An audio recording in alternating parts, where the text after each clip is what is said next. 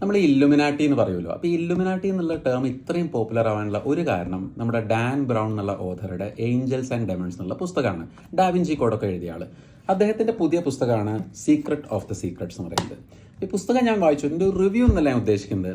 ഈ പുസ്തകത്തിൽ ഇഷ്ടപ്പെട്ട ഒരു കാര്യം എന്ന് പറയുന്നത്, ഇത് കഥ നടക്കുന്നത് യൂറോപ്പിലെ പ്രാഗിലാണ്. അപ്പോൾ ബ്രൗണിൻ്റെ ഒരു പ്രത്യേകത എന്താണെന്നെങ്കിൽ ഒരു സ്ഥലത്തിനെ കുറിച്ച് വിവരിക്കുമ്പോൾ നമ്മൾ ലിറ്ററലി ഇത് കാണുന്ന പോലെ തോന്നും. ഞാൻ ഇതുവരെ പ്രാഗിൽ പോയിട്ടില്ല, പക്ഷേ ഈ പുസ്തകം വായിച്ചു കഴിഞ്ഞപ്പോൾ ഓൾമോസ്റ്റ് അവിടുത്തെ എല്ലാ സ്ഥലങ്ങളും ചെന്ന് കണ്ട പോലെ നമുക്ക് തോന്നും. പിന്നെ ഇതൊരു വളരെ ക്വിക്കായിട്ട് വായിച്ചു തീർക്കാൻ പറ്റിയൊരു പുസ്തകമാണ്. ടിപ്പിക്കൽ റോബർട്ട് ലാങ്ഡൺ റൈഡാണ് ഇതിനകത്തുള്ളത്. പിന്നെ ഒരു കാര്യം, സാധാരണ എന്താ പറയുക, ഡാൻ ബ്രൗണിൻ്റെ പുസ്തകങ്ങളിൽ റിലീജിയസ് സിംബൽസിനും അതിനെ മനസ്സിലാക്കുന്നതൊക്കെയാണ് ഡിസ്കസ് ചെയ്യാറ്, ഡാവിഞ്ചി കോഡ് പോലെ. ഈ പുസ്തകത്തിൽ കംപ്ലീറ്റ്ലി ഒരു ഡിഫറെൻ്റ് അപ്രോച്ചാണ്. ഈ പുസ്തകത്തിൽ ഞാനിപ്പോൾ സ്പോയിലേഴ്സ് ഇല്ലാതെ പറയുകയാണെന്നുണ്ടെങ്കിൽ ചില ക്വസ്റ്റ്യൻസ് ഈ പുസ്തകത്തിൽ ആൻസർ ചെയ്യാൻ ശ്രമിക്കുന്നത്, ഒന്ന്, മരണത്തിന് ശേഷം നമുക്ക് എന്ത് സംഭവിക്കുന്നു, കോൺഷ്യസ്നെസ് എന്ന് പറഞ്ഞാൽ എന്താണ്, നിയർ ഡെത്ത് എക്സ്പീരിയൻസുകൾ എന്തൊക്കെയാണ്, അല്ലെങ്കിൽ നമ്മുടെ ഹ്യൂമൻ ബ്രെയിൻ അല്ലെങ്കിൽ മനസ്സ് എങ്ങനെ വർക്ക് ചെയ്യണം, ഇങ്ങനെ ഈ ഒരു ലൈനിലുള്ള ഒരു എൻക്വയറിയാണ് ഇതിൽ നടത്തിയിട്ടുള്ളത്. അപ്പോൾ അത് വളരെ ഡിഫറെൻ്റ് ആയിട്ടുള്ള ടേക്കായിട്ട് എനിക്ക് തോന്നി. ഇൻഫാക്റ്റ് ക്ലൈമാക്സ് എത്തുമ്പോഴേ നമുക്ക് സംഭവം എന്താണുള്ളത് കറക്റ്റായിട്ട് മനസ്സിലാവുള്ളൂ, like any other Dan brown novel.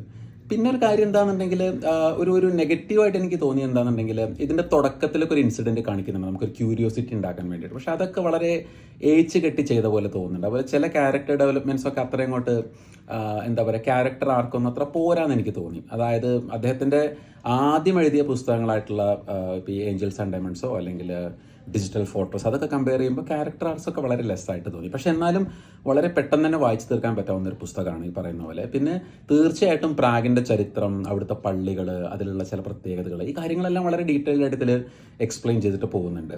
അപ്പോൾ ഈ ഹ്യൂമൻ കോൺഷ്യസ്നെസ്സിലേക്കുള്ള ഒരു റൈഡാണ് ഈ പുസ്തകം.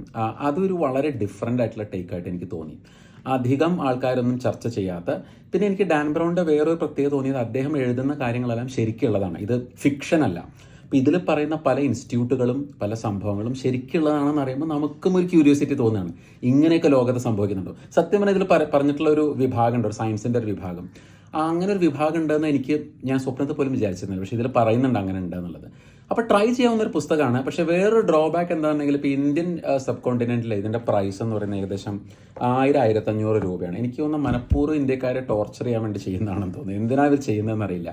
ഇപ്പോൾ ഡാൻ ബ്രൗൺ എന്നുള്ള സ്റ്റാമ്പ് ഉണ്ടെങ്കിൽ ഏത് പ്രൈസ് കൊടുത്തും ആൾക്കാർ ഇത് വാങ്ങുന്ന അറിയുന്നതുകൊണ്ടെന്ന് അറിയില്ല. പ്രൈസിങ് പോയിന്റിൽ കുറച്ച് അധികമാണെന്ന് തോന്നി. പിന്നെ അവിടെ ആയിട്ട് കുറച്ച് പ്രശ്നങ്ങളൊക്കെ ഉണ്ടല്ലോ. Overall it's a good ride with Robert Langdon. So that is the secret of the secrets.